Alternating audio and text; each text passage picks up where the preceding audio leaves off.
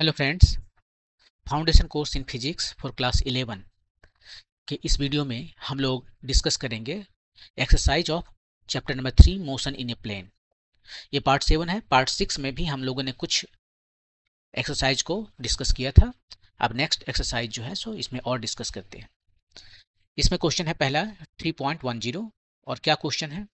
Question है कि on an open ground A motorist follows a track that turns to his left by an angle of 60 degree after every 500 metre. 500 metre चलने के बाद 60 degree left लेता है starting from a given turn. जहां पर just तुरंत turn लिया है वहां से स्टार्ट करना है। Specify the displacement of the motorist at the third, sixth and eighth turn. तो मोटरिस्ट क्या कर रहा है? अभी अभी टर्न लिया है, इधर से कहीं पर टर्न लिया है, ठीक है। और टर्न लेने के बाद में ये 500 मीटर चला और 60 डिग्री टर्न ले लिया। ये आपका एंगल 60 डिग्री है। फिर यहां से 60 डिग्री टर्न और ले लिया, तो इस लाइन के रेस्पेक्ट में कितना हो गया? 120। ये देखिए 120। फिर यहां से इस लाइन के रेस्पेक्ट में 60 डिग्री टर्न लिया, तो पहले लाइन के रेस्पेक्ट में कितना हो? 180, मतलब जस्ट ऑपोजिट। और इसके बाद में फिर 60 डिग्री टर्न लिया यहां से, तो इसके रेस्पेक्ट में कितना हो गया? 180 एंड 60, 240। ये रहा 240।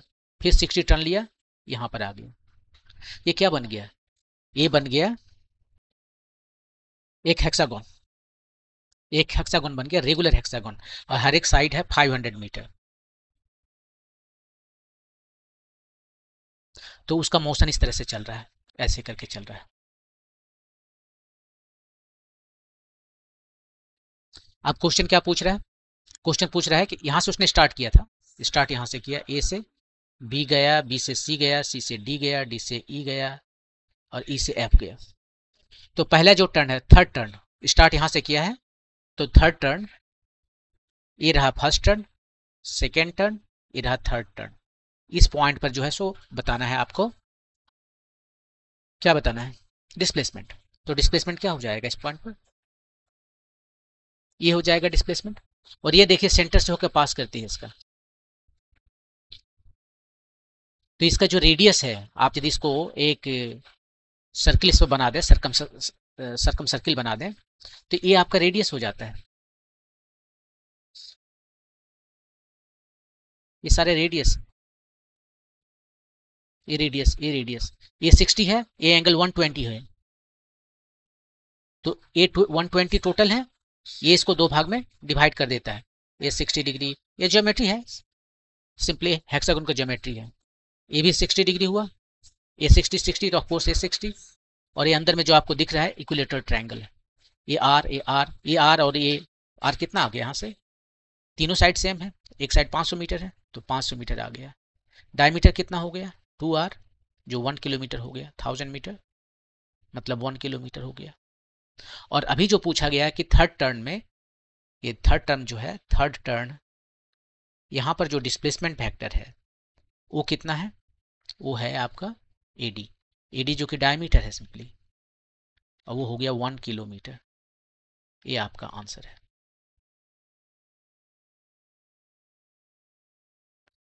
ये डिस्प्लेसमेंट है। ये तो मैग्नीट्यूड है। डायरेक्शन, डायरेक्शन भी बताना पड़ेगा ना। तो डायरेक्शन इसका किधर है? देख लीजिए, ये इनिशियल डायरेक्शन है उसका, उससे 60 डिग्री पर जा रहा है। ये इस लाइन पर है 60 डिग्री विथ इनिशियल डायरेक्शन। ये हो गया आपका, ये हो गया आपका फर्स्ट वाला, जो थर्ड टर्न के बाद पूछा। नेक्स्ट है सिक्स्थ टर्न के बाद बताना है आपको कितना है। सिक्स टर्न के बाद में कितना है वो भी आपको बताना है। तो दूसरा देखते हैं, सिक्स टर्न के बाद में कौन सा पॉइंट आएगा। थर्ड टर्न के बाद में कौन सा पॉइंट था? ये था डी। अब six turn, fourth, five, six कहाँ आ गया? उसी पॉइंट पर आ गया। ये सिक्स टर्न है।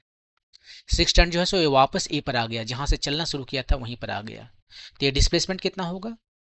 डिस्प्लेसमेंट वेक्टर जो है वो होगा 0। और इसका डायरेक्शन, जीरो वेक्टर का आप क्या डायरेक्शन बताओगे? इनडिटर्मिनेट। इनडिटरमिनेट, आप इसका डायरेक्शन नहीं बता सकते। ठीक है, तो डायरेक्शन हो गया। अब थर्ड का देखते हैं। थर्ड क्वेश्चन है कब? 8th टर्न है शायद, कौन सा पॉइंट होगा वो देखना होगा। 8 टर्न, तो 6 में तो वापस वहीं आ गया, 7 8 सी पॉइंट पर आ गया, सी पॉइंट पर है। अब डिस्प्लेसमेंट कितना है वो बताइए। ए से लेकर सी तक का जो वैल्यू है वही बताना है आपको। ये डिस्प्लेसमेंट जो है मैग्नीट्यूड वो है ए सी। अब ए सी जो है सो ज्योमेट्री से आप बता दीजिए। आप बता सकते हैं क्या होगा ए सी? बहुत सारे तरीके हैं इसको निकालने के लिए, ए सी को आप निकाल लीजिए। यहाँ पर आप कोसाइन रूल लगा सकते हैं। ये टोटल एंगल 120 डिग्री है, ठीक है। और ये 500 मीटर है, ये 500 मीटर है, ये कितना आएगा ये आप निकाल सकते हो कोसाइन रूल लगा के।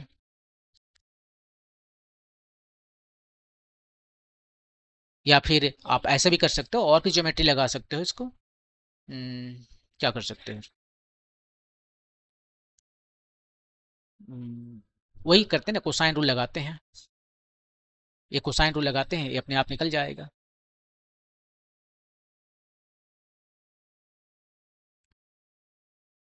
cos 120 डिग्री, इस तरह से हमारे पास ट्रायंगल है, देख लीजिए मैं बता देता हूँ। ये है 120 डिग्री, ये है 500 मीटर, इसको अभी x कहते हैं। ये भी है 500 मीटर, इसको भी x कहते हैं। और ये जो है सो हमें निकालना है, इसको d कहते हैं। तो cos 120 डिग्री कितना होगा? X square plus x square minus D square by 2 times x time x, यही कोसाइन रूल। अब cos 120 डिग्री होता है -1 इज इक्वल टू, ये हो गया 2x square minus D square by 2x square. ये दो तो खत्म हो गया, ये हो गया -x square is equal to 2x square minus D square. तो d कितना आ गया? d आ गया 3x स्क्वायर। इसका मतलब है d आ गया square root over 3x, square root over 3, x है 500 मीटर। तो वैल्यू कितना आया? मल्टीप्लाई कीजिए, 1.732 टाइम्स 500, इतना मीटर। मल्टीप्लाई करें, ऐसा करते हैं ऊपर से दो नीचे दो और नीचे भी दो मल्टीप्लाई कर देते हैं, इससे 1000 हो जाएगा। 1000 से मल्टीप्लाई करना इजी है मेरे लिए। ये हो गया 0.866 टाइम्स 1000 मीटर, सो 866 मीटर। ये आया आपका डिस्प्लेसमेंट। डायरेक्शन, डायरेक्शन भी बताना पड़ेगा ना, तो डायरेक्शन क्या है वो बताइए। किधर है? यहाँ पर। ये डायरेक्शन कितना होगा वो आपको बताना होगा। बताने को बहुत तरीके हैं, आप पाइथागोरस थ्योरम वगैरह यूज कर सकते हो। ये वैल्यू पता है तो यहाँ पे निकाल सकते हो। वैसे मैं वो नहीं कर रहा हूँ, मैं सिंपल जो मुझे लग रहा है वो है साइन रूल लगाना। मैं इस ट्रायंगल में ABC में साइन रूल लगा देता हूँ और मैं निकाल लूंगा। ये हमारा था A, ये था B, ये था C। इसी में मैं साइन रूल लगा कर डायरेक्शन निकालता हूँ। यहाँ पर इधर मैं डायरेक्शन निकाल रहा हूँ, सिंपली साइन रूल लगाऊंगा। साइन रूल क्या कहता है? कोई भी हम साइड लेंगे, D मुझे पता है, उसके सामने का जो एंगल है उसका साइन लेंगे, उसके सामने का एंगल 120 डिग्री। हमें ए एंगल निकालना है अल्फा, इसके सामने का साइड है x divided by sine alpha. सब कुछ पता है एक्सेप्ट अल्फा, तो यहाँ अल्फा निकल जाएगा। डी अभी भी निकाला है हमने, डी है 500 स्क्वायर रूट ओवर 3। साइन 120 ये होता है साइन 60 के बराबर, और साइन 60 होता है √3/2। एक्स का वैल्यू है 500 बाय साइन अल्फा। ये 500 खत्म, ये √3 खत्म, साइन अल्फा आया आपका हाफ, तो अल्फा आया 30 डिग्री। तो डायरेक्शन है 30 डिग्री। ये है आपका क्वेश्चन नंबर 3 का। 3 में ये 8th टर्न का हमने डिस्प्लेसमेंट निकाला, उसका डायरेक्शन निकाला। आपको इतना साइन रूल लगाने का भी जरूरत नहीं था। आप यदि ध्यान से देखते तो OABC जो क्वाड्रिलेटरल नजर आ रहा है वो एक पैरेललोग्राम है। क्यों? क्योंकि ये जो AC है, ये वो है, वो इसके पैरेलल है, दोनों 60 डिग्री है, और दोनों का साइड भी सेम है। एक साइड पैरेलल और इक्वल हो गया तो पैरेललोग्राम हो गया, और यदि वो पैरेललोग्राम हो गया तो ये उसका डायगोनल उसके एंगल को बाइसेक्ट कर देता है। जो भी एंगल यहाँ पर है उसको बाइसेक्ट कर देता है। 30 इधर 30 इधर, आपका आंसर आ गया 30। तो हमने इस तरह से इसके सारे जो डिस्प्लेसमेंट है तीनों टर्न के लिए, 3rd टर्न, 6th टर्न और 8th टर्न के लिए हमने बता दिया। उसने एक और चीज पूछा है, हाँ, compare the magnitude of the displacement with the total path length covered by the motorist in each case. तीनों ही केस में जो है सो टोटल पाथ लेंथ भी पूछा है, मतलब डिस्टेंस पूछा है उसने। इसको हम डिस्टेंस कहते हैं। डिस्टेंस पूछा है, कितना है डिस्टेंस। तो पहला केस में देखते हैं 3rd टर्न में कितना डिस्टेंस है। 3rd टर्न डी तक पहुंचा है ना, तो कितना डिस्टेंस ट्रेवल किया। डिस्टेंस ट्रेवल किया ए बी, बी सी और बी डी। ये रहा आपका डिस्टेंस। यहाँ पर ये हो गया ए बी, एक्चुअल जो डिस्टेंस, जो पाथ उसने ट्रेवल किया है। 3 बार टर्न लिया, 500 मीटर करके 3 बार है, 500 मीटर, 500 मीटर, 500 मीटर, सब मिला के हो गया 1500 मीटर। ये आपका आंसर हो गया। कौन ज्यादा है, कंपेयर करने बोला ना। ये कितना था, डी 1 किलोमीटर, 1000 मीटर, ये 1.5 किलोमीटर। डिस्टेंस ज्यादा आया, ऑफकोर्स से ज्यादा आएगा। ये हमेशा ज्यादा आएगा डिस्टेंस डिस्प्लेसमेंट के मैग्नीट्यूड से। केवल एक ही केस में इक्वल हो सकता है, जब डायरेक्शन चेंज नहीं होता। 6 टर्न में, उसमें भी निकालिए। 6 टर्न में कहाँ आ गए, वापस यहीं आ गए। तो डिस्प्लेसमेंट फैक्टर तो 0 था, लेकिन डिस्टेंस 1 2 3 4 5 6 टर्न लिया है, 6 बार 500 मीटर करके चला है। तो यहाँ पर जो है सो ये जो डिस्टेंस है, यहाँ पर जो डिस्टेंस है वो हो गया आपका 6 टाइम 500 मीटर, 3000 मीटर चल लिया। डिस्टेंस है 3000 मीटर, लेकिन डिस्प्लेसमेंट है 0। Of course S much greater than D है। यहाँ पर ये एक्सट्रीम सिचुएशन है कि डिस्प्लेसमेंट 0 हो गया और डिस्टेंस बहुत ज्यादा चल के आ गया। पूरा दुनिया में आप जो है सो एक फाइटर प्लेन लेके घूमना शुरू कीजिए धरती के अलोंग इक्वेटर, और एक पूरा राउंड लगा के वापस आ जाइए, आपने 0 डिस्प्लेसमेंट ट्रेवल किया। लेकिन डिस्टेंस आपने 2 पाई आर, जो हाँ आर 6400 किलोमीटर है, रेडियस ऑफ द अर्थ, और जो हाइट है उसको भी इंक्लूड करेंगे तो 2 पाई टाइम्स आर प्लस ये हाइट एच जो है सो वो भी 1 किलोमीटर तो होगा ही कम से कम, बहुत नीचे से भी चलेंगे तो। ये था 6 टर्न का। 8th टर्न का देखें। 8th टर्न में कितना डिस्प्लेसमेंट है वो तो हमने निकाला यहाँ पर कहीं, ये देखिए 866 मीटर। और डिस्टेंस निकालिए तो 8 को टर्न है, 8 बार जो है सो 500 मीटर करके चला है, 4000 मीटर। ये रहा 4000 मीटर, और डिस्प्लेसमेंट जस्ट 866 मीटर। डिस्प्लेसमेंट कम है, डिस्टेंस ज्यादा है। तो इस क्वेश्चन में आपको ये भी समझ में आया कि डिस्टेंस हमेशा बहुत ज्यादा होता है। ओके, तो ये था क्वेश्चन नंबर 3.10। मूव करते हैं नेक्स्ट क्वेश्चन पे। A passenger arriving in a new town wishes to go from the station to a hotel. मान लीजिए यहाँ पर हम बना रहे हैं, ये रहा आपका स्टेशन एस और ये रहा होटल एच, 10 किलोमीटर अवे है on a straight road from the station. A dishonest cabman takes him along a circuitous path 23 kilometer long and reaches the hotel in 28 minutes. वो क्या करता है, रास्ता ये है लेकिन जो ड्राइवर बदमाश है वो घुमा फिरा के इसको इधर ले आया। ये 23 किलोमीटर है। ये रास्ता न लेके ये रास्ता ले आया 23 किलोमीटर। टाइम 10 मिनट, 10 मिनट नहीं, टाइम जो है ये 0 है और यहाँ पर 28 मिनट में लगा। बताना क्या है, व्हाट इज पहला वाला the average speed of the taxi. Average speed जो है टैक्सी का वो कितना है। एवरेज स्पीड जो है, एवरेज स्पीड क्या होता है, टोटल डिस्टेंस ट्रेवल्ड, डिस्प्लेसमेंट नहीं डिस्टेंस, क्योंकि स्पीड बोल रहा है। टोटल डिस्टेंस जो ट्रेवल किया है, actual path length by time जो लगा है टोटल।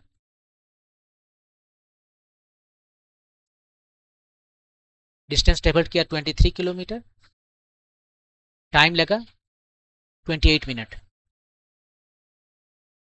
किस में लिखें, किलोमीटर पर मिनट में लिखें क्या, तो यहीं पर डिवाइड कर दीजिए, नहीं तो किलोमीटर हम लोग पर आवर में लिखते हैं। ये किलोमीटर हो गया और मिनट को हम आवर में कन्वर्ट करते हैं। 60 से डिवाइड करेंगे तो ये ऊपर चला जाएगा, राइट, हम सीधे यहीं पर ऊपर ले जाते हैं। 60, इतना हो गया आवर, जो आया सो आपका हो गया kilometre per hour. 4 times 7, 4 times 15, 4 15 30, 4 34 bye 7, इतना किलोमीटर पर आवर। इसको डिवाइड कीजिए, ऑलमोस्ट 50 है, 28 6 7 63, तो 49.3 किलोमीटर पर आवर, कुछ ऐसे। तो ए है आपका 49.3 kilometre per hour average speed इसका। आगे और भी कुछ पूछा है बी में, the magnitude of the average velocity. Average velocity निकालिए, उसका मैग्नीट्यूड बताइए, एंड फिर बताइए कि क्या दोनों सेम है। ऑफ कोर्स नहीं सेम है, क्योंकि हमने बहुत सारे क्वेश्चन में देख लिया कि एवरेज वेलोसिटी जो है वो हमेशा कम होता है एवरेज स्पीड से। तो क्वेश्चन नंबर बी में हम इसको बनाते हैं एवरेज वेलोसिटी, ठीक है, उसका मैग्नीट्यूड लेंगे। एवरेज वेलोसिटी मतलब टोटल डिस्टेंस, डिस्प्लेसमेंट, डिस्टेंस नहीं, बाय टोटल टाइम टेकन।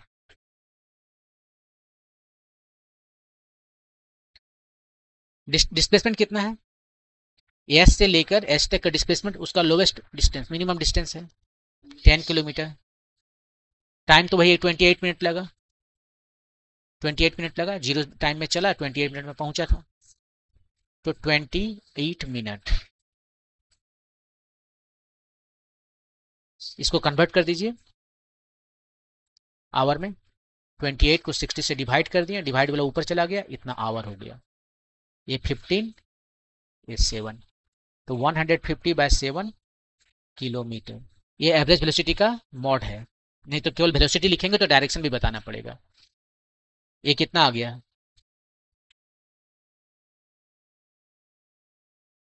कुछ इतना किलोमीटर पर आवर। देख लीजिए, ये एवरेज जो वेलोसिटी है इसको हम भी ऐसे लिखते हैं और इसको हम ऐसे लिख रहे हैं। तो ये जो एवरेज स्पीड है वो ज़्यादा है,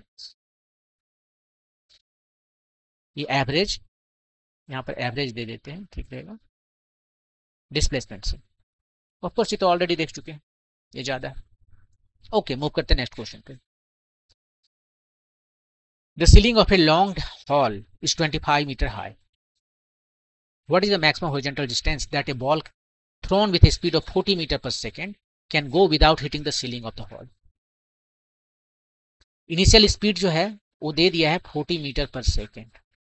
ये प्रोजेक्टाइल मोशन है, ऐसे करके जा रहा है, और ये जो इसका हाइट है हॉल का यहाँ पर, ये दिया हुआ है कितना, आप इसको h कहिए, 25 मीटर हाई, ठीक है। और यहाँ से इसको उसने फेंका यू से, किस एंगल पर फेंका ये उस पर, उसकी मर्जी पर डिपेंड करता है। ये आर रेंज जो मिलेगा कितना ज्यादा से ज्यादा दूर तक जा सकता है, horizontal distance, maximum horizontal distance, ये आर का मैक्सिमम वैल्यू आपसे पूछ रहा है। देखिए, आप फेंकने के लिए थीटा को 0 ले सकता है, 10 डिग्री 20 डिग्री 30 डिग्री 50 डिग्री जो भी लेना है सो लेगा, और उसके बाद में वो वहां पर फेंकेगा और इसको मैक्सिमम वैल्यू निकालना है। आपको पता है कि यदि ये रेस्ट्रिक्शन नहीं होता है, यहाँ पर घर का अंदर का हॉल नहीं होता, ग्राउंड होता, बाहर का क्रिकेट ग्राउंड होता, और आपको 40 मीटर पर सेकंड से फेंकने के लिए कहा जाता, ठीक है, तो आप क्या करते, आप इसे मैक्सिमम रेंज लाने के लिए इसे किस एंगल पर फेंकते हैं, 45 डिग्री पर, और तब आपको मैक्सिमम रेंज मिल जाता, ठीक है। तो देखिए 45 डिग्री से वो फेंक सकता है या नहीं फेंक सकता है, कहीं ऐसा नहीं कि मैक्सिमम रेंज के चक्कर में आप जो है सो सीलिंग को हिट कर दें। तो हम यहाँ पर पहला केस देखते हैं ट्राई करके कि क्या 45 डिग्री पॉसिबल है। यदि 45 डिग्री पॉसिबल है तो ठीक है, फेंक देंगे उसी से, देख लेते हैं। तो theta is equal to 45 degree पर दे रहा हूँ, क्योंकि मैं जानता हूँ कि इस डिग्री, इस एंगल के लिए रेंज मैक्सिमम है। लेकिन क्या हमारा हाइट इसको क्लियर कर पाएगा या नहीं, मेरे कहने का मतलब है इसको कहीं हिट तो नहीं करेगा सीलिंग को। तो जो हाइट यहाँ निकलता है मैक्सिमम हाइट, वो क्या होता है, वो होता है u square sign square theta by 2g, यही होता है ना। यू का वैल्यू दिया हुआ है 40 square times sine 45 degree 1 by square root of 2 का होल स्क्वायर बाय 2g। अब जी का वैल्यू कितना लेंगे आप, देखिए यहाँ कुछ बोला नहीं, मैं यूजुअली 10 लेता हूँ, ठीक है, लेकिन यहाँ पर मैं 9.8 लूंगा क्योंकि कुछ बोला नहीं। कितना आ गया ये हो गया 1600 टाइम्स, ये हो गया हाफ, ये हो गया 2 टाइम्स 9.8, ये हो गया 800 बाय 200, सो 400 डिवाइडेड बाय 9.8। अब मैं इसे कैलकुलेटर से कैलकुलेट करके आपको बताता हूँ। ये कुछ 40.81 है, 40.8 मीटर है, ठीक है। ये है हाइट। तो यदि आप इसको मेंस मैक्सिमम करने के चक्कर में 45 डिग्री से हिट प्रोजेक्ट करेंगे तो जाकर दीवार को हिट कर जाएगा, क्योंकि दीवार तो जस्ट 25 मीटर ही ऊंचा है, दीवार नहीं सीलिंग, सीलिंग तो जस्ट 25 मीटर ऊंचा ही है, ये तो जस्ट 25 मीटर ऊंचा है, तब तो ये हिट कर गया। तो आप जो है मैक्सिमम रेंज जो लाना चाहते नहीं ला सकते, तो कितना लाएं, तो उतना ही एंगल से फेंकिए। अब देखिए जैसे जैसे हम थीटा को बढ़ाते हैं रेंज बढ़ता है, राइट, अप टू 45 डिग्री, उसके बाद नहीं बढ़ता है। तो 45 में भेज नहीं सकता, आप धीरे धीरे कम करना करेंगे इसको, एंगल को। हम जान रहे हैं कि हम एंगल कम कर रहे हैं तो रेंज हमारा कम हो रहा है, लेकिन मेरे पास कोई और रास्ता नहीं है, क्योंकि ये जाकर सीलिंग को हिट कर रहा है। तो धीरे धीरे इसका हम एंगल को कम करते जाते हैं और हम वो एंगल चूज करते हैं थीटा नॉट, वो एंगल चूज करते हैं जब इसको जस्ट क्लियर कर जाए, मतलब ये जो हाइट यहाँ पर देख रहे हैं मैक्सिमम, वो जो है सो हो जाए 25 मीटर। तो फॉर ए गिवन थीटा जो है हम लेते हैं थीटा नॉट, तो हमारा हाइट होना चाहिए क्या, 25 मीटर, ये वाला हाइट होना चाहिए। हमें पता है कि मैंने थीटा जो 45 से कम कर दिया, हमारा रेंज कम हो गया है, लेकिन मेरे पास कोई और रास्ता नहीं है, तो हम वो थीटा अब ले रहे हैं कि जस्ट इसको क्लियर करें, जस्ट दीवार को छूते हुए निकल जाए। वो कौन सा एंगल है पता करते हैं पहले। तो एच का फॉर्मूला क्या होता है, एच का फॉर्मूला यहाँ पर लिखे हुए हैं, you square sign square theta by 2g। H है 25 मीटर। अब एच इसको हम, आप जो भी आप यहाँ पर फार्मूला हम लिखे हुए हैं, ये आपका फार्मूला है, कोई वैल्यू नहीं लिख रहे हैं। यू जो है सो 40 है, साइन का हमें एंगल पता करना है, साइन स्क्वायर थीटा, 2g का जगह जी ही रहने देते हैं, अभी बाद में बैठाएंगे सब्स्टिट्यूट करेंगे। तो यहां से आपको एंगल आ गया साइन स्क्वायर थीटा, कितना आ गया 50g डिवाइडेड बाय 1600, सो कुछ ऐसे 5g डिवाइडेड बाय 160, ठीक है, रहने दीजिए। अब हम साइन स्क्वायर थीटा जो है यहाँ पर, उससे हम अब यहाँ ये नहीं निकाल रहे हैं, एक्चुअली थीटा का वैल्यू 25 डिग्री है, 30 डिग्री है, कितना है हम नहीं निकालने जा रहे हैं। क्यों, क्योंकि एक तो निकालने के लिए कैलकुलेटर की जरूरत होगा, और दूसरा उसका आपको जरूरत नहीं है एक्जैक्ट वैल्यू पता करने के लिए, आपको रेंज पता करना है ना। हम जानते हैं कि इस एंगल के लिए, इस थीटा के लिए आपका जो भी वैल्यू है वो 45 से कम है, और ये जो हाइट है जस्ट 25 मीटर। तो ठीक है, साइन स्क्वायर थीटा हमें पता हो गया है, तो साइन थीटा भी पता हो गया है, ये square root over 5g by 160 है। रेंज निकालने चलते हैं, हमें रेंज ही तो चाहिए था। अब जो रेंज है सो कुछ और है, वो हो गया U square sine 2 theta naught हो गया, थीटा नॉट यहाँ पर देखिए by G, U square 2 sine theta naught है, तो 2 times sine theta naught cos theta naught by G. Sine theta naught में पता है, कॉस थीटा नॉट हमें पता करना पड़ेगा, तो कॉस थीटा नॉट यहाँ पता कर लेते हैं।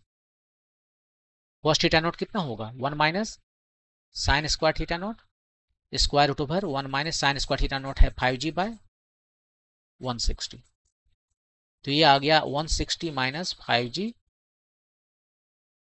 बाय 160। ये कॉस थीटा का वैल्यू पता है, वही सबका वैल्यू यहाँ पर हम सब्स्टिट्यूट कर देते हैं और आपका आंसर आ जाएगा 2u square by G times sine theta naught का वैल्यू है square root over 5g by 160, cos theta naught का वैल्यू है 160 माइनस 5g बाय 160। अब जो है सो वैल्यू इसको सब्स्टिट्यूट कीजिए और देखिए क्या आता है। ऐसा करते हैं, ये देखिए 160 तो पहले बाहर कर लेते हैं, g टाइम्स 160, और यहाँ पर स्क्वायर रूट ओवर 5g है, यहाँ भी स्क्वायर रूट ओवर 5g जो है सो कॉमन कर लेते हैं, तो ये कितना हो गया ये हो गया 160/5g और ये हो गया -1। ये 5g का स्क्वायर रूट, ये 5g का स्क्वायर रूट जो है सो कितना हो गया, g टाइम्स 160 टाइम्स 5g। और अब आपके पास बच गया 160/5g -1।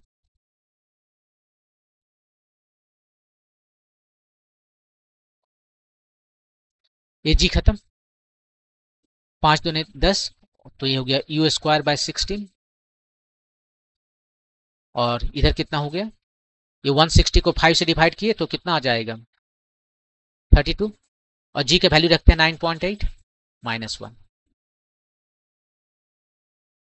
कितना आ गया u²/16 टाइम्स। आप इसको सिंप्लीफाई कीजिए। अब मैं ये जो कैलकुलेशन है मैं ये नहीं करूंगा, ये आप कर लीजिए। u का वैल्यू कितना है 40, कितना था 40 ना, तो 40 का हो गया 1600, और ये हो गया आपका कितना हो गया ऑलमोस्ट 32 है, 32 से 33 है कुछ ऐसे, तो 32 हो गया 5 से जो भी है यहाँ पर, ये कुछ 32 के करीबन है, तो ये हो गया 5.5 और यहाँ पर 100, तो 100 को 5.5 से 500 500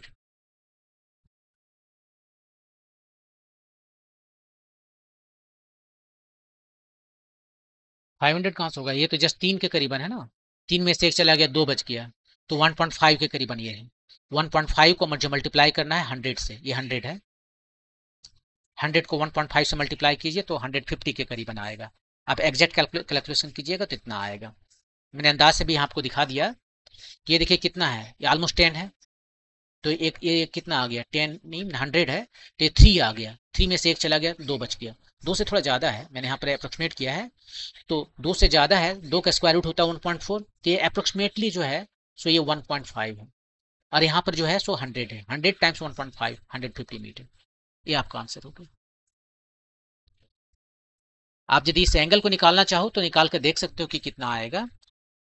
वो एंगल आपका मैंने यहाँ निकाला नहीं है, वो एंगल वो 45 से कुछ कम है। आप यदि निकालना चाहो तो उसे निकाल सकते हो, देखिए निकाल देते हैं वो एंगल कितना है। साइन थीटा कितना आया था,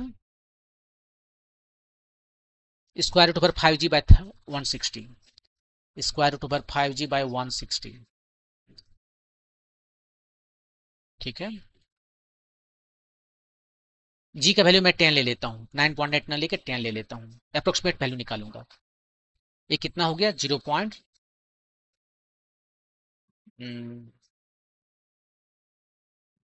कुछ ऐसे आ रहा है, 0.3 के करीबन आ रहा है, तो ये 0.3 के करीबन आ रहा है, तो ये कितना हो जाएगा 17 आएगा कुछ ऐसे, 1718 आएगा। ये है साइन थीटा नॉट का वैल्यू। थीटा नॉट का वैल्यू कितना आएगा, साइन इनवर्स 0.17। अब देखिए साइन 30 डिग्री होता है सबसे कम, जो वैल्यू हमें पता है टेबल से, वो होता है 0.5, ये उससे और बहुत कम है, राइट। तो ये कुछ वैल्यू आपका जो है सो मेरे ख्याल से अंदाज से कितना बोलूँ मैं इसे, ये 0.17 है, इसका 1/3 के करीबन है, तो 1/3 जो है सो ये 1/3 तो नहीं चलेगा लेकिन चल सकता है, क्योंकि 30 के बाद ऑलमोस्ट स्ट्रेट लाइन हो जाता है, तो 1/3 हाँ अराउंड 10 डिग्री आएगा कुछ ऐसे। एग्जैक्ट देख लेते हैं कितना है, यहाँ पर देखिए ये सही नहीं है ना, 17 का 17 कितना हो जाएगा 289, राइट, और 4 दो दो 4 के बाद डेसिमल होगा तो 0.0 देना पड़ेगा, ये बहुत छोटा हो गया, ये एक्चुअली ये गलत है, सही होगा 6 लेते हैं तो 6 टाइम्स 6 36 हो जाएगा, 6 स्क्वायर 0.36, उससे कम लें 0.5 स्क्वायर, ये हो जाएगा 0.25, ये दोनों के बीच में है तो 0.55, ठीक है। और ये देखिए 30 से थोड़ा ज़्यादा है, ये गलत हो गया, ये आएगा 33 डिग्री के करीबन, ये 30 है 0.5, आपका आया है 0.55, सो 30 से थोड़ा ज़्यादा 33 डिग्री है। 45 पर डिग्री पे आपने भेजना चाहा था शुरू में, क्यों, क्योंकि इसके लिए रेंज मैक्सिमम है, लेकिन वो दीवार को हिट कर गया और काफ़ी बुरी तरह से हिट किया, क्योंकि दीवार जो है सो जस्ट 25 मीटर हिट है, आप 42 मीटर से भी ज़्यादा 41 मीटर चले गए, तो आपको अपना एंगल जो है वो लोअर करना पड़ा, और वो लोअर अच्छा खासा करना पड़ा, 45 से वापस आपको लाना पड़ा 33 डिग्री पर। ये मैं आपको एक्स्ट्रा बता रहा हूँ, क्वेश्चन तो यही सॉल्व हो गया है। लेकिन सीखने के लिए केवल उतना ही काफी नहीं होता ना, और भी चीजों को आप डिस्कस कर, इन्वेस्टिगेट कीजिए कि क्या क्या कैसे हो रहा है। तो यहाँ पर मैं बता रहा हूँ कि वो एंगल जिस एंगल पर आपको फेंकना है वो हो रहा है 33 डिग्री, और 33 डिग्री पर आप भेजेंगे तो ऑफकोर्स रेंज कम होगा। रेंज आया कितना, जस्ट 150 मीटर। यदि 45 पर भेजे होते तो रेंज आया होता,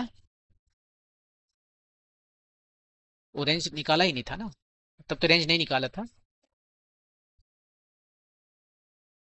रेंज निकाला नहीं था, उस पर पहले ही चेक कर लिए कि इसमें हिट तो नहीं कर रहा है 45 डिग्री पर, तो इससे ज्यादा आता। तो ये था क्वेश्चन नंबर 3.12। देखिए इस क्वेश्चन में क्या है कि आपको बोल दिया 25 मीटर, यदि इसी को 25 मीटर को चेंज करके हम कर देते 45 मीटर, कि ये जो सीलिंग है 45 मीटर है, तब जो है सो आप क्या करते, 45 मीटर होता तो आप सीधे यहां से नहीं स्टार्ट करते, पहले चेक कर लीजिए उसको क्लियर, नहीं चेक नहीं, पहले ये जान लीजिए कि 45 डिग्री पर हमारा पॉसिबल है या नहीं है। कहीं आप ऐसा नहीं कीजिए यदि हम क्वेश्चन को वो चेंज कर दें कि ये जो हाइट है सीलिंग का वो 45 मीटर, तो आप सीधे स्टार्ट कीजिए कि वह कौन सा एंगल हम भेजें कि 45 तक जाए। वो ऑफकोर्स 45 से ज्यादा आएगा। मान लीजिए वो आ गया 60 डिग्री पर, 60 डिग्री एंगल पर भेजने पर आप जो है सो इसको हिट कर रहे हैं, तो अब 60 डिग्री के इक्विवेलेंट में आप रेंज मत निकालिए। क्यों? क्योंकि आपको पता है 45 डिग्री पर मैक्सिमम है, और आप जो है सो 60 पर भेज रहे हो, तो अब रेंज कम हो गया है, और आप चाह रहे हो कि हमें कितना ज्यादा से ज्यादा रेंज हमें मिले, तो उसके लिए आपको 45 पर ही भेजना है। यदि हाइट इसका 40 से ज्यादा हो गया है, 40.8 से ज्यादा हो गया तो अच्छा है आपके लिए, आप 45 पर भेजिए। आप 45 से और ज्यादा मत कीजिए कि इसको टच कराना ही है, इसको टच कराने के चक्कर में नहीं रहना है।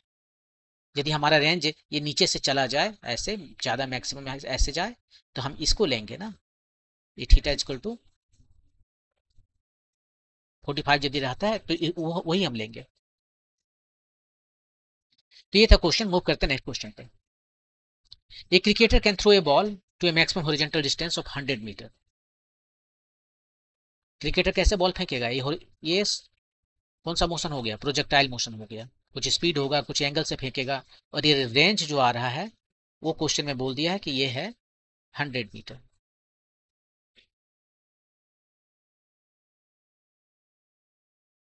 How much high ever the ground can the cricketer throw the same ball.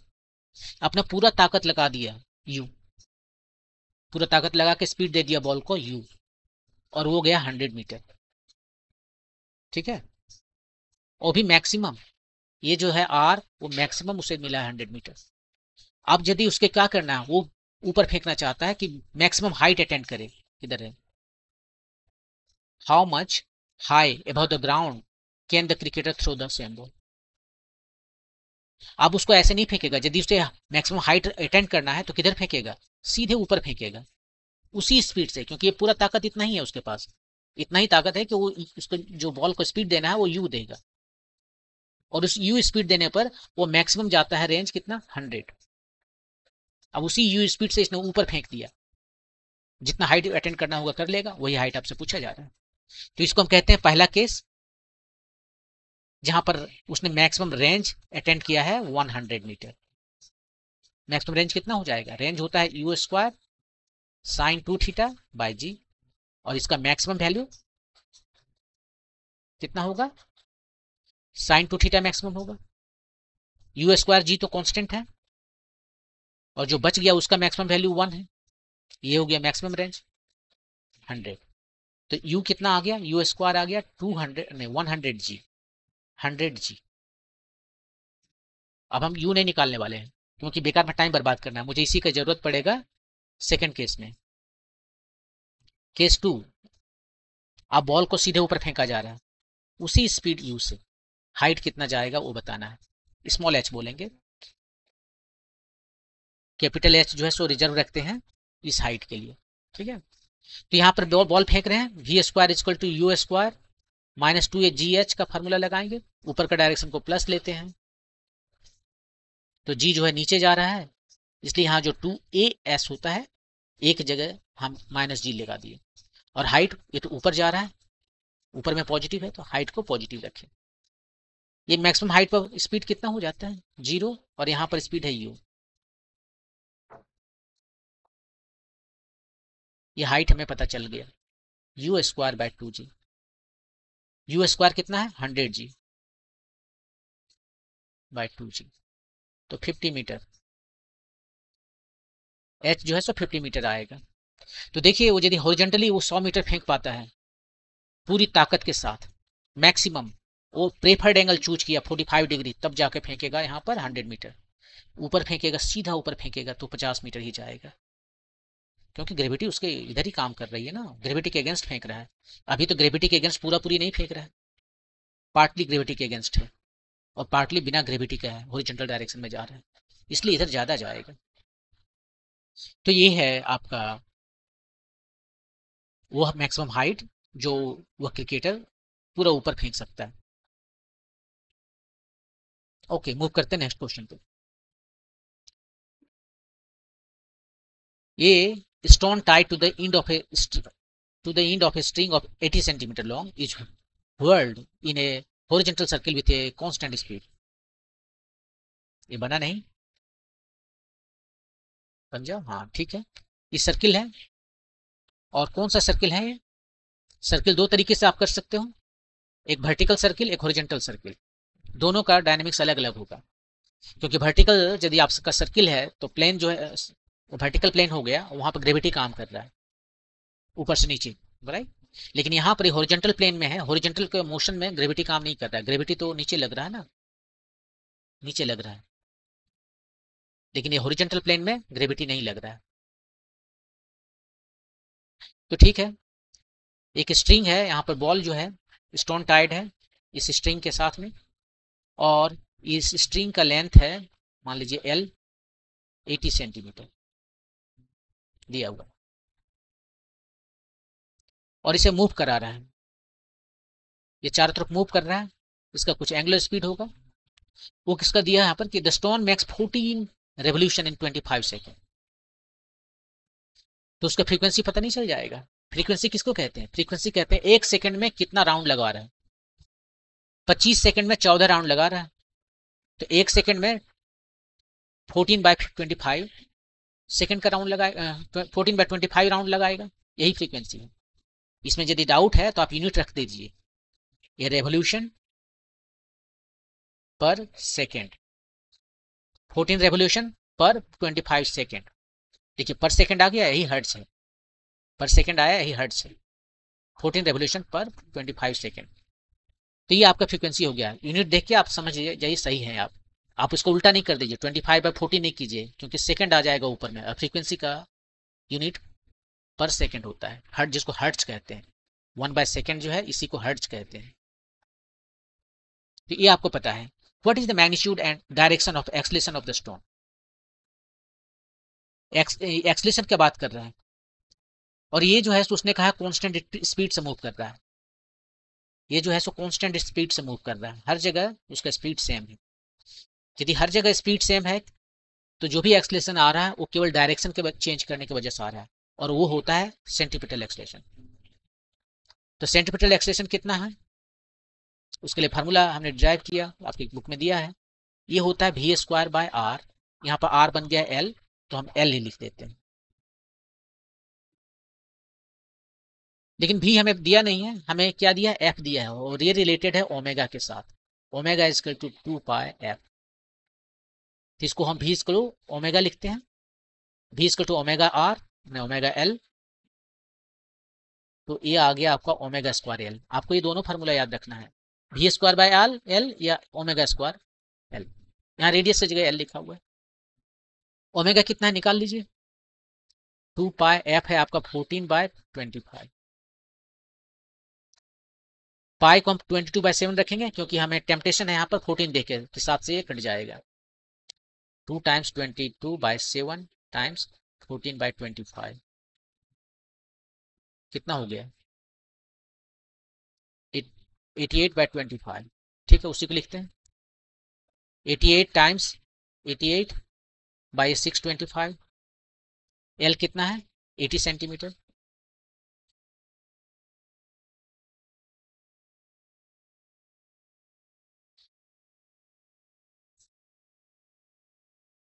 इतना आया। अब आप जो भी आया है आप उसको मीटर में बताइए। ये आपका मीटर है तो सब आप मिला के मीटर पर सेकेंड स्क्वायर आ गया। आप निकाल लीजिए, देखिए कितना आता है ये।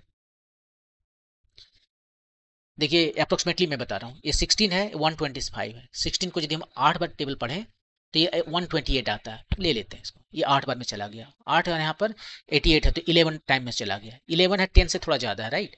तो 10 में 880 होता और 880 मैंने 900 और 100, so something like 1000, maybe around 1000 metre per second square. ठीक है, नहीं थोड़ा सा गड़बड़ है क्योंकि मैं फिर यहाँ 100 भूल गया। इसको रेट से लिखता हूँ, ये 100 यहाँ था, वो 100 हम भूल गए। तो something like 10 metre per second square. आप एग्जैक्ट कैलकुलेशन कर लीजिएगा, इसी के आसपास आएगा। वो कैलकुलेशन मैं नहीं कर रहा हूँ, मैंने अंदाज से आपको कैलकुलेशन करना सिखा दिया। और ये जो है सो आपके लिए बहुत फायदेमंद होगा यदि आप जेई में या नीट में एग्जाम में बैठते हो, तो वहाँ पर जो है इस तरह से काफ़ी आसानी से अप्रोक्सीमेट वैल्यू आप बता सकते हो। और यदि जो ऑप्शन हैं उसके अच्छा खासा मार्जिन है एक ऑप्शन का दूसरे ऑप्शन से, तब तो एक बहुत बढ़िया काम करता है, उतना कैलकुलेशन करने की जरूरत नहीं। ओके, मूव करते हैं नेक्स्ट क्वेश्चन पे। एन एयरक्राफ्ट एग्जीक्यूट्स ये हॉरिजॉन्टल लूप। और देखिए हॉरिजॉन्टल लूप है, फिर ये वर्टिकल लूप में नहीं जा रहा क्योंकि वर्टिकल ज्यादा कॉम्प्लेक्स है। नेक्स्ट चैप्टर में आप पढ़ोगे। 1 किलोमीटर के रेडियस में चल रहा है, हॉरिजॉन्टल ही है। ये रेडियस जो है सो 1 किलोमीटर है, मतलब 1000 मीटर है। किस स्पीड से चल रहा है? Steady speed. स्पीड हर जगह सेम है, कितना? 900 किलोमीटर पर आवर। हर जगह यही स्पीड है। और ये रेडियस बहुत ज़्यादा नहीं है, 1 किलोमीटर है। एयरपोर्ट में चक्कर लगा रहा है उतरने से पहले। तो ये क्या कितना है स्पीड? 900 kilometre per hour. इसको मीटर पर सेकंड में चेंज कर लेते हैं सभी एसआई यूनिट में, अच्छा रहेगा। मीटर पर सेकंड में चेंज करने के लिए 5/18 से डिवाइड करते हैं। क्यों? क्योंकि 1 किलोमीटर पर आवर जो है आप इसको कैलकुलेट करोगे, चेंज करोगे इसका यूनिट को, तो 5/18 मीटर पर सेकंड आता है। ये 5 हो गया, तो आ गया आपका 250 मीटर पर सेकेंड। ये है स्पीड जिससे एयरक्राफ्ट जो है सो होवर कर रहा है एयरपोर्ट के ऊपर में उतरने के लिए। Compare its centripetal acceleration with acceleration due to gravity. तो आप क्या करना है, पहले इसका जो है सो कैलकुलेट करते हैं सेंट्रिपिटल एक्सलेशन। सेंट्रिपिटल एक्सलेशन वो एक्सलेशन है जो सेंटर की ओर लगता है, और वो सेंट्रिपिटल एक्सलेशन जो है वो प्रोड्यूस होता है because of the change of direction of velocity. जबकि मैग्नीट्यूड उसका जो है सो सेम रहता है, अपनी स्पीड हर जगह सेम है। यूनिफॉर्म सर्कुलर मोशन कर रहा है, यूनिफॉर्म सर्कुलर मोशन में स्पीड हर जगह सेम होता है, लेकिन डायरेक्शन हर जगह चेंज होता है। और हर जगह चेंज होने डायरेक्शन में चेंज होने की वजह से जो एक्सलरेशन आता है वो सेंट्रिपिटल एक्सलेशन कहलाता है, और उसका डायरेक्शन होता है सेंटर की ओर। तो centripetal acceleration, c for centripetal acceleration, वो होता है v²/r या ω²r। यहाँ पर v वाला यूज करेंगे क्योंकि v हमें पता है। v है 250 स्क्वायर बाय r है 1000। 25 के मल्टीप्लाई करते हैं 625 और 10 का हो गया 100। ये आ गया 62.5 मीटर पर सेकंड स्क्वायर। ये है acceleration due to acceleration, centripetal acceleration which arises due to the change in direction of the aircraft। अब यहां पर हमें क्या करना है, इसको कंपेयर करने के लिए बोला है कि AC कितना गुना ज्यादा है एक्सलेशन ड्यू टू ग्रेविटी से। तो बहुत सिंपल है, ये आपका 62.5 आया और आप इसको 9.8 मीटर पर सेकंड ले लीजिए, दोनों का खत्म हो गया यूनिट, जस्ट एक नंबर है। ये कितना आ जाएगा? ये आ जाएगा समथिंग लाइक 6.4। ये थोड़ा कम है, 6.2 से ज़्यादा होगा, 6.4 अप्रोक्सीमेटली। तो AC आपका कितना हो गया? 6.4 जी। ये जी ग्राम नहीं है, ये जी जो है सो एक्सलेशन ड्यू टू ग्रेविटी है, एक्सलरेशन ड्यू टू ग्रेविटी। तो देखिए 6.4 जी लग रहा है। 1 जी तो हम लोग फील करते हैं ना जब भी घर में बैठे हैं, चल रहे हैं रास्ते में, खाना खा रहे हैं, हाँ, क्रिकेट खेल रहे हैं, कुछ भी कर रहे हैं, आपका जो एक्सलेशन है वो आप जी फील कर रहे हो। यहाँ पर 6.4 जी फील कर रहा है, और वो भी हॉरिजॉन्टल डायरेक्शन में। हाँ, डायरेक्शन पूछा था, डायरेक्शन किधर है? सेंटर की ओर, टुवर्ड सेंटर।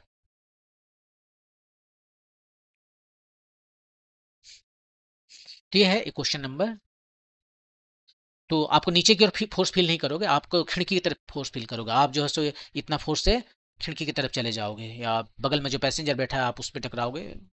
एयरक्राफ्ट में ऐसा नहीं होता, क्योंकि वहां पर आपका जो सीट है उसमें जो हैंड रेस्ट रहता है वो ही रोक लेगा आपको, लोगों से नहीं टकराओगे। ओके, मूव करते हैं नेक्स्ट क्वेश्चन पे। Question number 3.16।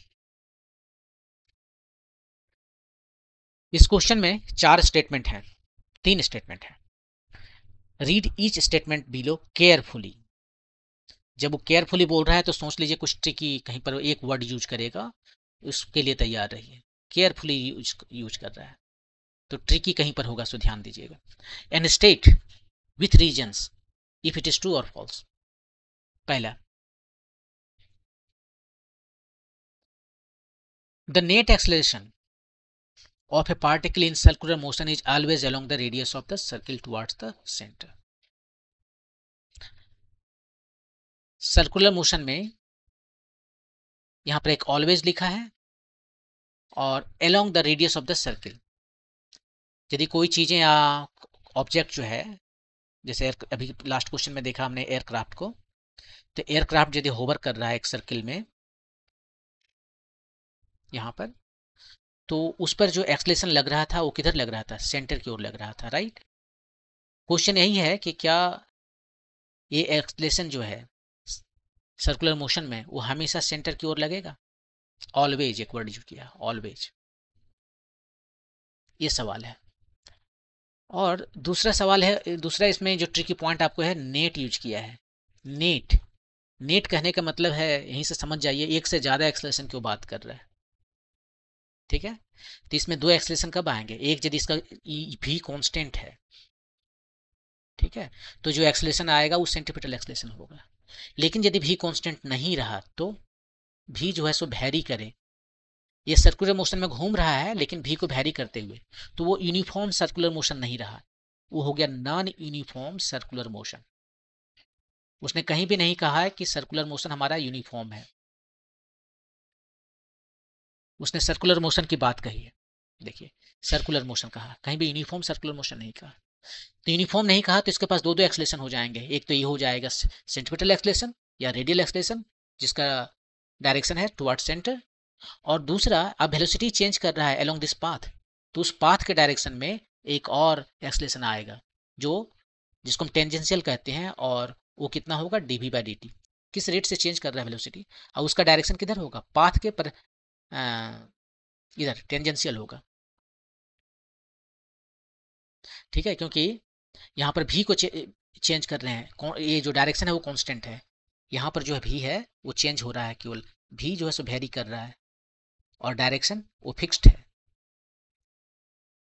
डायरेक्शन फिक्स्ड है।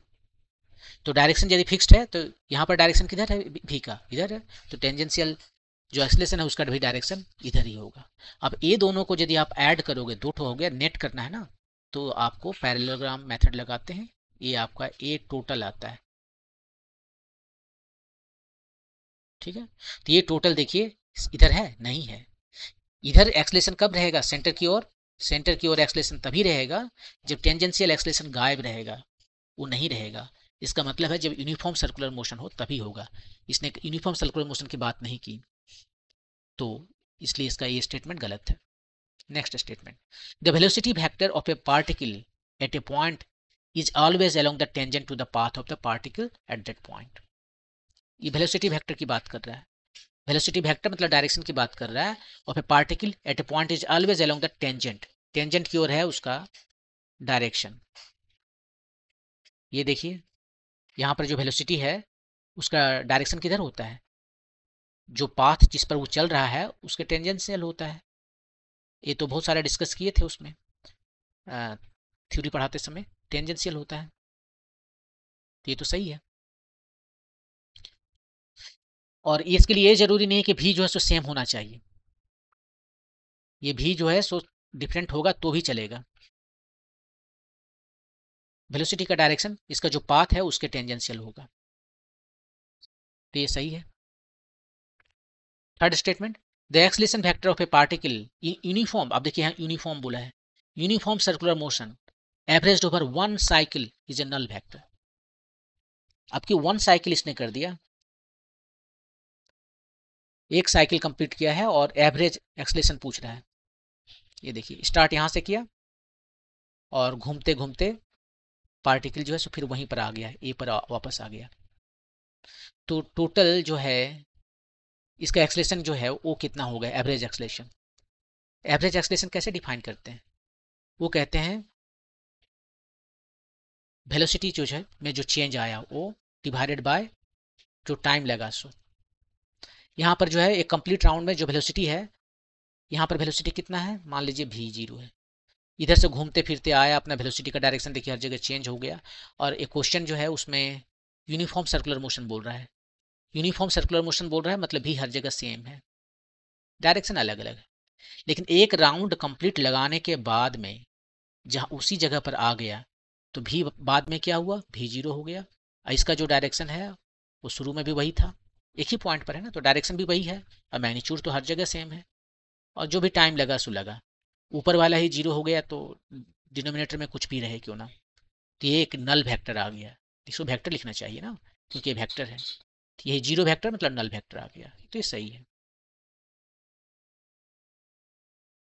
सही है। तो ये था आपका क्वेश्चन नंबर 3.16। नेक्स्ट वीडियो में बाकी बचे हुए जो 6 क्वेश्चन हैं उसको सॉल्व करेंगे। Thank you.